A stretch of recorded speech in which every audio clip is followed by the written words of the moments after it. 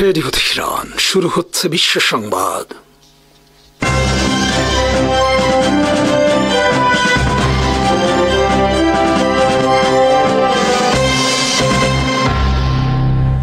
শুরুতেই সংবাদ শিরোনাম। আসসালামু আলাইকুম। কেবলমাত্র ইসরায়েলের নিন্দা জানিয়ে শেষ হল কাতারে আরব ইসলামিক সম্মেলন।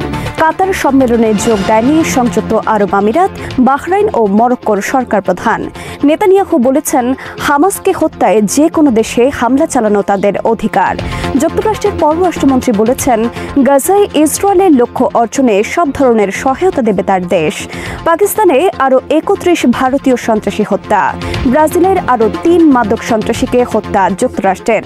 ইসরায়েলের সাবেক সেনাপ্রধান বলেছেন, গাজায় 2 লাখ ফিলিস্তিনি নিহত হয়েছেন। ইসরায়েলের বিরুদ্ধে কোনো ধরনের পদক্ষেপ ঘোষণা ছাড়াই শেষ হল কাতারে আরব ইসলামিক সম্মেলন। কাতারে হামলার জন্য কেবলমাত্র ইসরায়েলের বিরুদ্ধে নিন্দা প্রকাশই এই সম্মেলনের একমাত্র অর্জন। গাজা যুদ্ধ বন্ধ বিষয়েও আরব ও মুসলিম দেশগুলো কোনো পদক্ষেপ নিতে পারেনি। ইসরায়েলের আগ্রাসন থেকে প্রতিবেশী আরব দেশ বা অন্য মুসলিম দেশগুলোকে রক্ষায়ও কোনো ধরনের সিদ্ধান্ত নেওয়া হয়নি। সম্মেলন শেষে যৌথ ঘোষণায়ও নেই ইসরায়েলের বিরুদ্ধে কোনো পদক্ষেপ গ্রহণের কথা। অথচ 60টি দেশের সরকার ও রাষ্ট্রপ্রধান অথবা প্রতিনিধিরা অংশ নিয়েছেন এই সম্মেলনে। তবে সম্মেলনে যোগ দেননি সংযুক্ত আরব আমিরাত, বাহরাইন ও মরক্কোর সরকার প্রধান। এই 3টি দেশে 5 বছর আগে ইসরায়েলকে রাষ্ট্র হিসেবে স্বীকৃতি দিয়ে ইসরায়েলের সাথে শান্তি চুক্তি করেছে। গত 9 সেপ্টেম্বর কাতারে ইসরায়েলের বিমান হামলার প্রেক্ষিতে কাতারে আরব ইসলামিক এই সম্মেলন ডাকা হয়।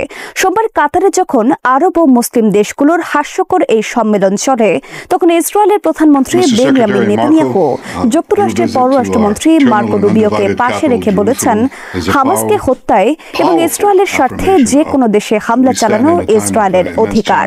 আর মার্কো রুবিও বলেছেন, গাজায় ইসরায়েলের লক্ষ্য পূরণে ইসরায়েলকে সব ধরনের সহায়তা দিয়ে যাবে যুক্তরাষ্ট্র।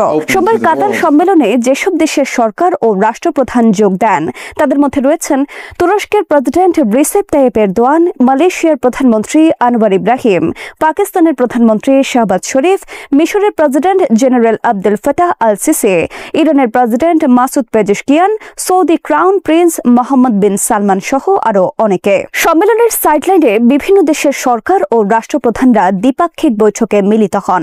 সম্মেলনে প্রায় সব দেশের প্রতিনিধিরা কাতারে হামলার জন্য ইসরায়েলের নিন্দা জানান এবং ইসরায়েলকে আঞ্চলিক শান্তি ও নিরাপত্তার জন্য বড় ধরনের হুমকি হিসেবে আখ্যায়িত করেন। পাকিস্তান সহ 2-1টি দেশের পক্ষ থেকে ইসরায়েলের আগ্রাসন মোকাবেলায় বেশ কিছু প্রস্তাব দেওয়া হলেও ইসরায়েলের বিরুদ্ধে তারা সম্মিলিতভাবে কোনো পদক্ষেপ নেওয়ার কোনো সিদ্ধান্ত নিতে পারেনি। বস্তুত এই সম্মেলন ছিল একটি শো মাত্র।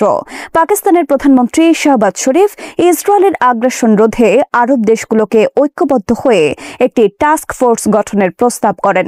তিনি বলেন, এই ঘটনার পরেও যদি আরবরা একত্র হতে না পারে তাহলে সামনে অন্যান্য দেশেও একই ঘটনা ঘটবে। এ ধরনের আরও অনেক প্রস্তাব কেবল বক্তব্যের মধ্যে সীমাবদ্ধ থেকে যায়।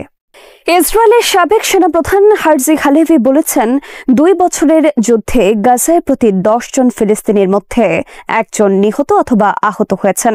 গাজায় মোট ফিলিস্তিনি ছিল 22 লাখ। সেই হিসেবে 2 লাখের বেশি ফিলিস্তিনি হয় মারা গেছেন অথবা আহত হয়েছেন। ফিলিস্তিন স্বাস্থ্য বিভাগের হিসেব অনুযায়ী গাজায় ইসরায়েলের হামলায় এখন পর্যন্ত নিহত হয়েছেন 65,000-এর বেশি ফিলিস্তিনি। আহতের সংখ্যা 1,64,000। তবে বাস্তবে গাজায় নিহত ও আহতের সংখ্যা এর তুলনায় অনেক বেশি। ব্রিটেনের ল্যান্ডসেট ম্যাগাজিন সহ বিভিন্ন সংস্থার তথ্য অনুসারে গাজায় নিহতের সংখ্যা 2.5 থেকে 3 লাখ। হার্জি হালেভি 1 সপ্তাহ আগে একটি অনুষ্ঠানে এই বক্তব্য রাখলেও ইসরায়েলের গণমাধ্যমে তা প্রকাশ করা হয়নি। রোববার CNN দাবি করেছে তারা হার্জি হালেভির বক্তব্যের একটি ভিডিও পেয়েছেন এবং এরপর তারা এই তথ্য প্রকাশ করল। হার্জি হালেভি গাজায় ইসরায়েল যুদ্ধ চলাকালে 17 মাস ইসরায়েলের সেনাপ্রধান হিসেবে দায়িত্ব পালন করেন। গত মার্চ মাসে তিনি পদত্যাগ করেন। CNN-এর খবরে বলা হয়েছে, ইসরায়েলের হত্যা ও ধ্বংসযজ্ঞের কারণে গত 1 সপ্তাহে 1 লাখের বেশি ফিলিস্তিনি তাদের এলাকা ছেড়ে অন্যত্র চলে গেছে। বর্তমানে দলে দলে ফিলিস্তিনিরা এলাকা ছাড়ছে। সোমবারও গাজায় ইসরায়েলের হামলায় নিহত হয়েছে 1/2 শতাধিক ফিলিস্তিনি। ইসরায়েলের প্রধানমন্ত্রী বেনিয়ামিন নেতানিয়াহু আবারও বলেছেন, হামাস নেতারা যেখানেই থাকবে সেখানেই তাদের ওপর হামলা করা হবে। সোমবার জেরুজালেমে যুক্তরাষ্ট্রের পররাষ্ট্রমন্ত্রী মার্কো রুবিওর সাথে এক যৌথ সংবাদ সম্মেলনে এই হুমকি দেন নেতানিয়াহু। অথচ 9 সেপ্টেম্বর কাতারে হামলার পর হোয়াইট হাউস থেকে জানানো হয়েছে কাতারে ইসরায়েল আর এই ধরনের হামলা চালাবে না। ইসরায়েলের গণমাধ্যমের খবরে বলা হয়েছে, ট্রাম্প প্রশাসনের অনুমতি নিয়েই ইসরায়েল কাতারে হামলা চালিয়েছে। কাতারে হামলার পর পশ্চিমা বিশ্বে ইসরায়েলের প্রতি সমালোচনা বৃদ্ধি পেয়েছে, কিন্তু তার কোনো কিছুরই পরোয়া করছে না ইসরায়েল। নেতানিয়াহু বলেছেন, ইসরায়েলের নিরাপত্তা নিশ্চিত করা তাদের অধিকার এবং সেই অধিকার বলে তারা ইসরায়েল বিরোধী সন্ত্রাসীদের যেখানেই পাবে সেখানেই হত্যা করবে। নেতানিয়াহু সরকার ইসরায়েলের গোয়েন্দা সংস্থা মোসাদকে অনুমতি দিয়ে রেখেছে বিশ্বের যে কোনো দেশে যে কোনো স্থানে হামাসের যে কাউকে পাওয়া যাবে তাকে হত্যা করার।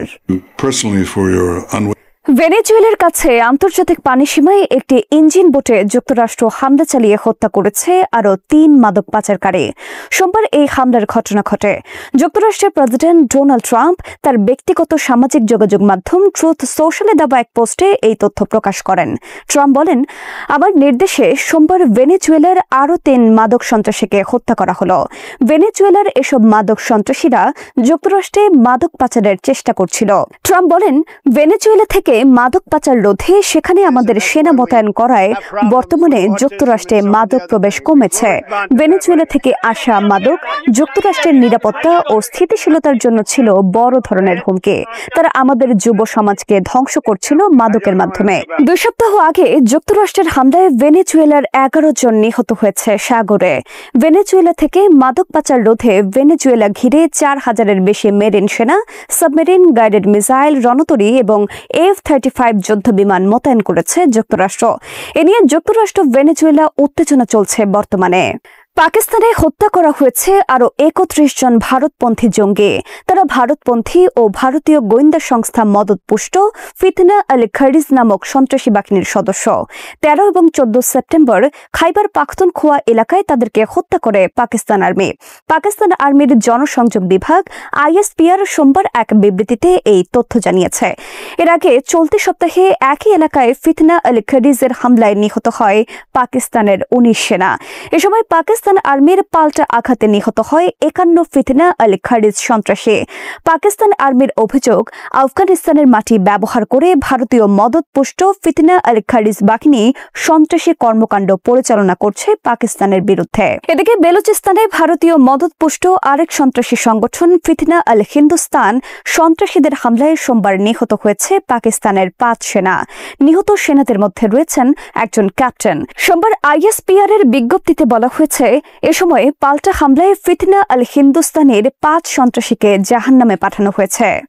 2 বছরেরও কম সময়ের মধ্যে গাজায় 64,000-এরও বেশি মানুষ হত্যা করেছে ইসরায়েল। কেবল বোমা নিক্ষেপ করেই ক্ষান্ত হননি ইসরায়েলের প্রধানমন্ত্রী বেনিয়ামিন নেতানিয়াহু, বরং ফিলিস্তিনিদের খাদ্য ও পানির কষ্ট দিয়েও মারছেন তিনি। এমন বর্বরোচিত হত্যাকাণ্ডের পরও একে গণহত্যা মানতে নারাজ এই নেতা। তবে এবার খোদ জাতিসংঘের তদন্ত কমিশন গাজায় ইসরায়েলি গণহত্যার প্রমাণ পেয়েছে।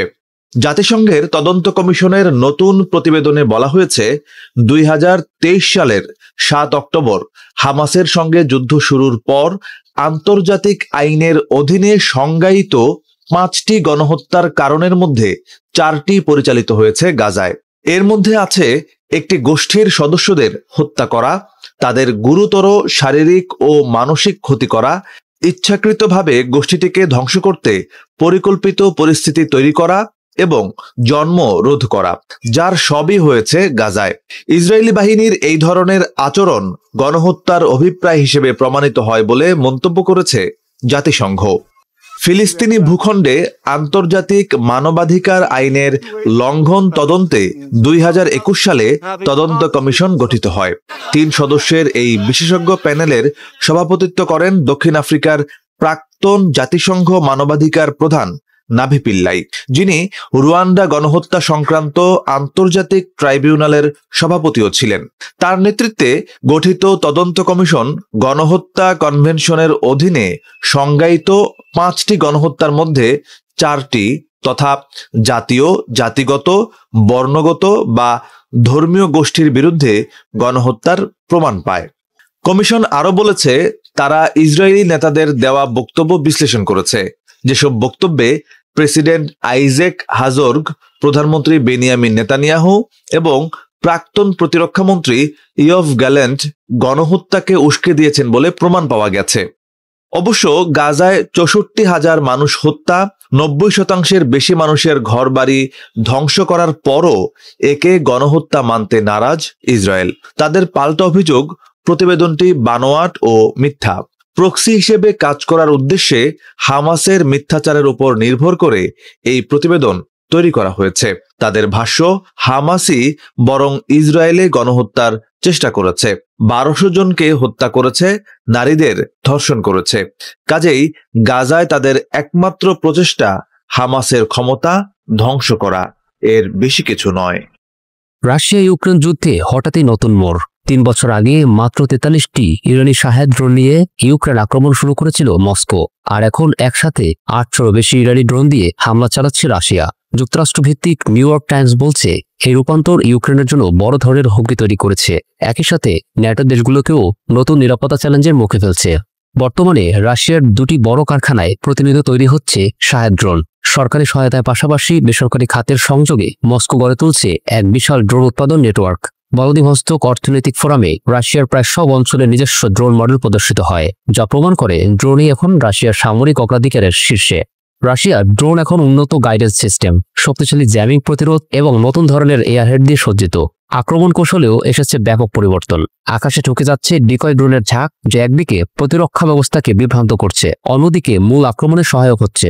রাডার ফাঁকি দিয়ে এই ড্রোনগুলো অভিনব কৌশল অবলম্বন করতে পারে। খোলা আকাশের মধ্য দিয়ে না গিয়ে জঙ্গল ও নদীর উপর দিয়ে উড়ে যায় লক্ষ্যবস্তুর দিকে। শহরে ভিতর উঁচু ভবনের আড়াল থেকে হামলা চালায় এই ড্রোন, যার ফলে গুলি করে ধ্বংস করা বেশ কঠিন হয়ে পড়ে। 9 সেপ্টেম্বর রাত থেকে 10 সেপ্টেম্বর সকাল পর্যন্ত রুশ ড্রোন পোল্যান্ডের আকাশ সীমা অতিক্রম করে। 13 সেপ্টেম্বর রোমানিয়ার আকাশে একটি রুশ ড্রোন আটকাতে ওঠে 2টি যুদ্ধ বিমান। ন্যাটোর প্রতিরক্ষা নিয়ে যে প্রশ্ন তৈরি হয়েছে, এই ঘটনা তা স্পষ্ট করছে। প্রতিবেদনে বলা হয়, ভবিষ্যতে রাশিয়া হাজার হাজার ড্রোন একসাথে ছুড়ে দিতে পারে, যা ন্যাটো মিত্রদের জন্য বড় পরীক্ষা হবে। মস্কো দাবি করে তাদের কামিকাজে ড্রোন কেবল সামরিক স্থাপনে টার্গেট করে, কিন্তু বাস্তবে স্কুল, হাসপাতাল, পার্ক ও আবাসিক ভবনেও আঘাত করছে। রাতের অন্ধকারে শহরের গভীরে আঘাত করে মানুষকে আতঙ্কিত করা এখন রুশ সেনাদের মূল কৌশল, এমন দাবি করছে ইউক্রেন। 2025 সালেই রাশিয়া ইউক্রেনের দিকে 34,000-এরও বেশি আক্রমণাত্মক ড্রোন ও ডিকয় ছুড়েছে, যা 2024 সালের একই সময়ের তুলনায় প্রায় 9 গুণ বেশি। তবে রাশিয়া ইউক্রেন যুদ্ধের শুরুতে রুশ বাহিনী থেকে ঢের এগিয়ে ছিল ইউক্রেন। ইরানের সহায়তা ও নিজেদের বড় উৎপাদনের মাধ্যমে ইউক্রেনকে বহু পিছনে ফেলেছে রুশ বাহিনী।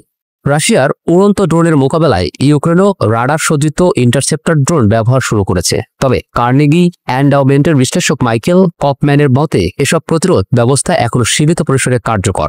আক্রমণের গতি ও পরিমাণে রাশিয়া যেভাবে এগোচ্ছে, তা ইউক্রেনের জন্য বড় চ্যালেঞ্জ হয়ে দাঁড়াচ্ছে। বিশ্লেষকদের মতে, রাশিয়া ইউক্রেন সংঘাত এখন ড্রোন যুদ্ধে নতুন এক অধ্যায়ে প্রবেশ করেছে। শুধু যুদ্ধক্ষেত্র নয়, দীর্ঘ পাল্লার আকাশপথ আক্রমণও এই যুদ্ধে গুরুত্বপূর্ণ ভূমিকা নিচ্ছে। ইউক্রেনের ভেতরেই নয়, ন্যাটো সীমান্ত পর্যন্ত রুশ ড্রোনের প্রবেশ ভবিষ্যতে নিরাপত্তা পরিস্থিতিকে আরও অনিশ্চিত করে তুলছে। পারমাণবিক শক্তি জোরদার করার লক্ষ্যে যুক্তরাজ্য ও যুক্তরাষ্ট্র একসঙ্গে কাজ করার ঘোষণা দিয়েছে। এ উপলক্ষে চলতি সপ্তাহে মার্কিন প্রেসিডেন্ট ডোনাল্ড ট্রাম্পের যুক্তরাজ্য সফরকালে পারমাণবিক জ্বালানি খাতে একটি চুক্তি স্বাক্ষরিত হবে। ডোনাল্ড ট্রাম্পের লন্ডন সফরকালে দুই দেশ এক ঐতিহাসিক বেসামরিক পারমাণবিক বিনিময় চুক্তি স্বাক্ষর করবে, যা ভবিষ্যতের পরমাণু শক্তি নিরাপত্তায় যুগান্তকারী পদক্ষেপ হিসেবে বিবেচিত হচ্ছে। এই চুক্তি শুধু নতুন পরমাণু নিয়ন্ত্রণ কেন্দ্র নির্মাণেই সীমাবদ্ধ নয়, বরং জ্বালানি নিরাপত্তা, প্রযুক্তি বিনিময় ও দীর্ঘমেয়াদী বিনিয়োগে দুই দেশের কৌশলগত সম্পর্ককে নতুন এক উচ্চতায় নিয়ে যাবে। যুক্তরাজ্য সরকার ইতোমধ্যেই পারমাণবিক খাতে বড় বিনিয়োগের ঘোষণা দিয়েছে। সাইজওয়েল সি প্রকল্পে প্রায় 14 বিলিয়ন পাউন্ড বিনিয়োগ ছাড়াও দেশের প্রথম ছোট মানের পারমাণবিক চুল্লি নির্মাণে রোলস রয়েসকে অগ্রাধিকার দিচ্ছে সরকার, যা বড় পারমাণবিক বিদ্যুৎ কেন্দ্রের তুলনায় সস্তা, দ্রুত স্থাপনযোগ্য, নিরাপদ এবং নমনীয়। নতুন চুক্তির আওতায় দেশ দুটির বহুজাতিক জ্বালানি ও সেবা প্রদানকারী কোম্পানি যৌথভাবে কাজ করবে। এতে যুক্তরাষ্ট্রের এক্স এনার্জি ও যুক্তরাজ্যের সেন্ট্রিকা যৌথভাবে ইংল্যান্ডের উত্তর পূর্বাঞ্চলে 12টি উন্নত মডিউলার রিঅ্যাক্টর স্থাপন করবে বলে ধারণা করা হচ্ছে, যা দেশ দুটির পরমাণু প্রযুক্তি বিনিময় ও বিনিয়োগের কৌশলগত সম্পর্ককে নতুন এক মাত্রায় নিয়ে যাবে। একই সঙ্গে যুক্তরাষ্ট্রের হোলট্যাক ইন্টারন্যাশনাল, ফ্রান্সের ইডিএফ এবং যুক্তরাজ্যের ট্রাইটেক্স যৌথভাবে মধ্য ইংল্যান্ডে প্রায় 11 বিলিয়ন পাউন্ড ব্যয়ে একটি উন্নত ডেটা সেন্টার নির্মাণ করবে। চুক্তির একটি বড় দিক হল পারমাণবিক নিরাপত্তা ও অনুমোদন প্রক্রিয়ায় সমন্বয় আনা, ফলে এক দেশে অনুমোদিত রিঅ্যাক্টর অন্য দেশেও দ্রুত অনুমোদন পাবে, আর সময়সীমা 3 থেকে 4 বছর থেকে কমে মাত্র 2 বছরে নেমে আসবে। যুক্তরাষ্ট্রের এনার্জি সেক্রেটারি ক্রিস রাইট একে দুই দেশের জন্য বিশাল বাণিজ্যিক সুযোগ বলে অভিহিত করেছেন। ব্রিটেন প্রধানমন্ত্রী কিয়ার স্টারমার বলেছেন, এই বিনিয়োগ যুক্তরাজ্যকে পারমাণবিক শক্তির স্বর্ণযুগে প্রবেশ করাবে। দীর্ঘমেয়াদে সুবিধা পাবে সাধারণ মানুষ, কমবে বিদ্যুৎ বিল, বাড়বে কর্মসংস্থান। অন্যদিকে এক্স এনার্জি, সেন্ট্রিকা ও ইডিএফ জানিয়েছে, এসব প্রকল্প হাজারো কর্মসংস্থান সৃষ্টি করবে এবং যুক্তরাজ্যের জ্বালানি নিরাপত্তা নিশ্চিত করবে। হোলটেকের চেয়ারম্যান ক্রিস সিং বলেছেন, এই প্রকল্পটি দেশের অর্থনীতি ও দক্ষ কর্মশক্তির জন্য এক নতুন দিগন্ত। সব মিলিয়ে বলা যায়, ট্রাম্পের সফরে স্বাক্ষরিত এই পারমাণবিক শক্তি চুক্তি শুধু জ্বালানির নিরাপত্তা নয়, বরং শিল্পোন্নয়ন, কর্মসংস্থান এবং যুক্তরাষ্ট্রের দীর্ঘমেয়াদী কৌশলগত অংশীদারিত্বের জন্য এক ঐতিহাসিক মাইলফলক হয়ে থাকবে। কাতারে ইসরায়েলের আকস্মিক হামলার পর পুরো মধ্যপ্রাচ্যে ছড়িয়ে পড়েছে নতুন উত্তেজনা। 1 সপ্তাহ আগে সেই হামলায় নিহত হন 6 জন, যাদের মধ্যে একজন ছিলেন কাতারি নিরাপত্তা কর্মী। ইসরায়েল দাবি করেছিল হামলার উদ্দেশ্য ফিলিস্তিনের স্বাধীনতাকামী নেতৃত্বকে নির্মূল করা, কিন্তু এই ঘটনায় আরব ও মুসলিম বিশ্বে ক্ষোভের আগুন ছড়িয়ে দিয়েছে। এখন সেই ক্ষোভকে কেন্দ্র করেই দোহায় এক ছাদের নিচে একত্র হচ্ছেন মুসলিম ও আরব বিশ্বের শীর্ষ নেতারা। ইসরায়েলের হামলার দিনই দোহায় যুক্তরাষ্ট্রের মধ্যস্থতায় গাজা যুদ্ধবিরতি নিয়ে গুরুত্বপূর্ণ বৈঠক চলছিল। আলোচনায় 2 বছরের রক্তক্ষয়ী সংঘাতের অবসান ও বন্দি বিনিময়ের প্রস্তাব ছিল মূল এজেন্ডা, কিন্তু বৈঠক চলাকালে ইসরায়েলি ক্ষেপণাস্ত্র আঘাত হানে। আন্তর্জাতিক কূটনীতিকদের মতে, এই হামলা শুধু শান্তি প্রচেষ্টাকে ব্যাহত করেনি, বরং আঞ্চলিক নিরাপত্তা সংকটও বাড়িয়েছে। ঘটনাটির পরপরই জাতিসংঘ নিরাপত্তা পরিষদ সর্বসম্মতভাবে হামলার নিন্দা জানায়। এই নিন্দার পরে কাতার জরুরি আরব সম্মেলনের ডাক দেয়। কাতারের প্রধানমন্ত্রী আল থানি নিউ ইয়র্কে মার্কিন প্রেসিডেন্ট ডোনাল্ড ট্রাম্পের সঙ্গে বৈঠক শেষে স্পষ্ট বলেন, দোহা একক কোনো পদক্ষেপ নয়, বরং সমষ্টিগত প্রতিক্রিয়ার পথে হাঁটবে। ইতোমধ্যে আরব লীগ ও ইসলামিক সহযোগিতা সংস্থা ওআইসি এর অন্তত 70টি দেশের নেতারা বৈঠকে যোগ দেওয়ার বিষয়টি নিশ্চিত করেছেন। ইরানের প্রেসিডেন্ট মাসুদ পেজিশকিয়ান, পাকিস্তানের প্রধানমন্ত্রী শেহবাজ শরীফ ও মালয়েশিয়ার প্রধানমন্ত্রী আনোয়ার ইব্রাহিমের উপস্থিতি বিশেষ গুরুত্ব পাচ্ছে।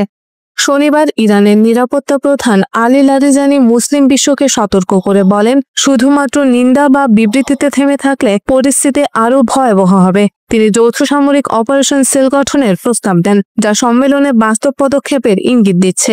বিশ্লেষকরা বলছেন, যদি এমন কোনো কাঠামো গঠিত হয়, তবে তা মধ্যপ্রাচ্যের সামরিক ভারসাম্যে বড় ধরনের পরিবর্তন আনবে। সাম্প্রতিক সময়ে ইসরায়েল গাজা ছাড়াও ইরান, সিরিয়া, লেবানন ও ইয়েমেনে একের পর এক হামলা চালিয়েছে। এসব হামলার ফলে গোটা মধ্যপ্রাচ্যের নিরাপত্তা পরিস্থিতি নাজুক হয়ে উঠেছে। উপসাগরীয় দেশগুলোর মধ্যে আশঙ্কা দেখা দিয়েছে। সংঘাতের মাত্রা বাড়লে তেল সরবরাহ থেকে শুরু করে বাণিজ্যিক নৌপথও ঝুঁকির মুখে পড়তে পারে। কাতার সহ উপসাগরীয় অনেক দেশ এখন নতুন প্রতিরক্ষা কাঠামো গড়ে তোলার চিন্তা ভাবনা করছে, যা যুক্তরাষ্ট্রের প্রচলিত অস্ত্র চুক্তি বা নিরাপত্তা চুক্তির বাইরেও যেতে পারে। বিশেষজ্ঞদের মতে, এই সম্মেলন শুধু ইসরায়েলের বিরুদ্ধে নয়, দীর্ঘদিনের মার্কিন প্রভাবকেও চ্যালেঞ্জ করার মঞ্চ হয়ে উঠতে পারে। কূটনৈতিক পর্যবেক্ষকরা মনে করছেন, দোহায় এই সম্মেলন মধ্যপ্রাচ্যের রাজনীতিতে এক নতুন যুগের সূচনা হতে পারে। মুসলিম দেশগুলোর সমষ্টিগত অবস্থান যুক্তরাষ্ট্র ইসরায়েলের কূটনৈতিক চাপে বড় ধরনের পাল্টা ভারসাম্য তৈরি করবে। আর যদি সম্মেলন থেকে যৌথ সামরিক বা অর্থনৈতিক প্রতিরোধের সিদ্ধান্ত আসে, তবে তা বৈশ্বিক জ্বালানি বাজার ও পশ্চিমা মিত্রদের জন্য বড় চ্যালেঞ্জ হয়ে দাঁড়াবে। সময়ের সবচেয়ে আলোচিত শব্দ সংস্কার। পট পরিবর্তনের পর তেমন কোনো দৃশ্যমান সংস্কার চোখে না পড়লেও জামাত শিবিরের বড় ধরনের সংস্কার এসেছে বলে মনে করছেন সচেতন মানুষ। এই সংস্কারই তাদের দিন দিন জনপ্রিয় করে তুলছে বলে মন্তব্য করছেন অনেকে। ডাকসু নির্বাচনে বিজয়ী ইসলামী ছাত্র শিবিরের নেতারা গত বৃহস্পতিবার সকালে রায়ের বাজারের বধ্যভূমিতে দোয়া ও মোনাজাত করছেন জামায়াত ইসলামের দলীয় সিদ্ধান্তে। ১৯৭১ সালের মহান মুক্তিযুদ্ধের পর এই প্রথম জামায়াত সমর্থিত কোনো সংগঠন শহীদ বধ্যভূমি স্মৃতিসৌধে গেল। এটাকে দলটির অন্যতম সংস্কার বলে মত দিয়েছেন বিশ্লেষকরা। এই ঘটনাকে ৭১-এ স্বাধীনতা যুদ্ধ বিরোধী ভূমিকার বিষয়ে জামায়াতের এতদিনকার দলীয় অবস্থান পরিবর্তনের ইঙ্গিত হিসেবে দেখা হচ্ছে। সংশ্লিষ্ট সূত্র বলছে, ভবিষ্যতে এ ধরনের কার্যক্রম আরও দেখা যেতে পারে, যা এতদিন জামায়াত করেনি। তরুণ প্রজন্মের এই পরিবর্তনকে নানাভাবে ব্যাখ্যা করেছেন বোদ্ধারা। স্বাধীনতা বিরোধী বলে জামায়াতকে যে ট্যাগ দিয়েছিল আওয়ামী লীগ, সেই ট্যাগ এখন খুব একটা কার্যকর হচ্ছে না, কেননা দেশ স্বাধীন হয়েছে ৫৪ বছর, আর জামায়াতের এখনকার বেশিরভাগ নেতার বয়স তার নিচে। স্বাধীনতা পরবর্তী প্রজন্মকে এখন আর স্বাধীনতা বিরোধী বলা যুক্তিসঙ্গত নয়। অন্যদিকে শিবিরের তরুণ প্রজন্ম বদ্ধভূমিতে শ্রদ্ধা জানিয়ে প্রমাণ করেছে তারা দীর্ঘদিনের ওই ট্যাগের ধারকও নয়, বাহকও নয়। ভোটের ফলাফল ঘোষণার পরদিন ১১ সেপ্টেম্বর সকালে সাদিক কায়েমের নেতৃত্বে ডাকসুর বিজয়ীরা ঢাকার মোহাম্মদপুরের রায়ের বাজারে শহীদ বধ্যভূমি স্মৃতিসৌধে গিয়ে দোয়া ও মোনাজাত করেন। সেখানে সাদিক কায়েম গণমাধ্যম কর্মীদের বলেন, আমরা রায়ের বাজারে বধ্যভূমিতে ১৯৭১ সালের মহান স্বাধীনতা যুদ্ধে শহীদদের জন্য দোয়া এবং জুলাই বিপ্লবের শহীদদের গণকবর জিয়ারত ও ঢাকা বিশ্ববিদ্যালয়ের প্রতিষ্ঠার অন্যতম অগ্রপ্রতীক নবাব সলিমুল্লাহর কবর জিয়ারত করেছি। শহীদদের আত্মত্যাগের মাধ্যমেই আজকের আজাদী, তাই তাদের স্মরণ করাই আমাদের প্রথম কাজ।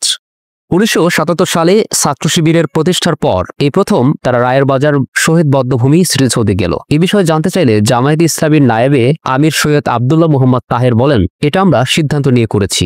স্বাধীনতা যুদ্ধ এবং পরবর্তী পর্যায়ে বাংলাদেশ গঠন ও বিনির্মাণে যাদের ভূমিকা আছে, আমরা তাদের সম্মান জানাই, তাদের অবদান আমরা স্বীকার করি, আমরা তাদের প্রতি কৃতজ্ঞ। দলটির দায়িত্বশীল একটি সূত্র জানিয়েছে, স্বাধীনতা যুদ্ধের বিরোধিতার জন্য জামায়াত ইসলামী দলীয়ভাবে ভুল স্বীকার করে ক্ষমা চাওয়ার প্রশ্নে যে রাজনৈতিক বিতর্ক চলমান রয়েছে, সেটির বিষয়ে নীতি নির্ধারণী নেতারা এখন আগের চেয়ে বেশি মনোযোগী। এ ব্যাপারেও শীঘ্রই ইতিবাচক সিদ্ধান্ত আসতে পারে বলে জামায়াতের উচ্চ পর্যায়ের একাধিক সূত্রে জানা গেছে বলে দৈনিক প্রথম আলো একটি প্রতিবেদন প্রকাশ করেছে। তবে এর জন্য দলটির শীর্ষ নেতৃত্ব সহ সর্বোচ্চ নীতি নির্ধারণী পর্ষদ কেন্দ্রীয় মজলিসেও শুরা উপযুক্ত প্রেক্ষাপট ও অনুকূল পরিবেশ বিবেচনায় নিচ্ছে। এর আগে জামায়াতের দুজন সাবেক কেন্দ্রীয় সহকারী সেক্রেটারি জেনারেল মোহাম্মদ কামরুজ্জামান ও ব্যারিস্টার আব্দুর রাজ্জাক মুক্তিযুদ্ধের বিরোধিতার জন্য ভুল স্বীকার করে ক্ষমা চাওয়ার কথা বলেছিলেন। এই বিষয়টিকে কেন্দ্র করে আব্দুর রাজ্জাক দলীয় পদ থেকে ইস্তফা পর্যন্ত দিয়েছিলেন। সম্প্রতি তিনি মৃত্যুবরণ করেন, আর কামরুজ্জামান ৭১-এ মানবতাবিরোধী অপরাধে ফাঁসিতে দণ্ডিত হন। তিনি জামায়াতের তৎকালীন আমিরকে ঢাকার কেন্দ্রীয় কারাগার থেকে লেখা এক দীর্ঘ চিঠিতে দলের সংস্কারে কিছু পরামর্শ দিয়েছিলেন। জানা যায়, দলের সংস্কার, বিশেষ করে মুক্তিযুদ্ধের সময়ে জামায়াতের ভূমিকার জন্য ক্ষমা চাওয়ার মতামত জানিয়ে দলের সমর্থন না পাওয়ায় হতাশ হয়ে ২০১৯ সালে পদত্যাগ করেছিলেন আব্দুর রাজ্জাক। তখন তিনি পদত্যাগপত্র লেখেন, অতীতে আমি অনেকবার পদত্যাগের কথা ভেবেছি, কিন্তু এই ভেবে নিজেকে বিরত রেখেছি যে যদি আমি অভ্যন্তরীণ সংস্কার করতে পারি এবং ৭১-এর ভূমিকার জন্য জামায়াত জাতির কাছে ক্ষমা চায়, তাহলে তা হবে একটি ঐতিহাসিক অর্জন। কিন্তু জামায়াতের সর্বশেষ পদক্ষেপ আমাকে হতাশ করেছে। পদত্যাগপত্রে রাজ্জাক উল্লেখ করেছিলেন, ২০১৮ সালের ৩০ ডিসেম্বরের জাতীয় সংসদ নির্বাচনের পর জানুয়ারি মাসে জামায়াতের করণীয় সম্পর্কে তার মতামত চাওয়া হয়। তিনি যুদ্ধকালে জামায়াতের ভূমিকা সম্পর্কে দায়িত্ব গ্রহণ করে ক্ষমা চাওয়ার পরামর্শ দেন। জামায়াতকে বিলুপ্ত করে নতুন নামের দল গঠনেরও পরামর্শ দেন। যুদ্ধাপরাধের সঙ্গে জড়িত থাকার অভিযোগ আসা নেতাদের দলের নেতৃত্ব থেকে সরে দাঁড়ানোর পরামর্শ দিয়ে ২০১০ সালের নভেম্বরে কারাগার থেকে চিঠি লিখেছিলেন মোহাম্মদ কামরুজ্জামান। দীর্ঘ ওই চিঠিতে কামরুজ্জামান তখনকার পরিস্থিতিকে খুব নাজুক ও জামায়াতের জন্য কঠিন চ্যালেঞ্জ উল্লেখ করে তা মোকাবিলায় ৩টি বিকল্প পথের কথা উল্লেখ করেন। ৩ নম্বর বিকল্পটি ছিল এরকম, আমাদের যাদের বিরুদ্ধে যুদ্ধাপরাধের মিথ্যা অভিযোগ আনা হচ্ছে, তারা জামায়াতের নেতৃত্ব থেকে সরে দাঁড়াবো এবং সম্পূর্ণ নতুন লোকদের হাতে জামায়াতকে ছেড়ে দেব, অর্থাৎ একটা নিউ জেনারেশন বা নতুন প্রজন্মের জামায়াত হবে এটি।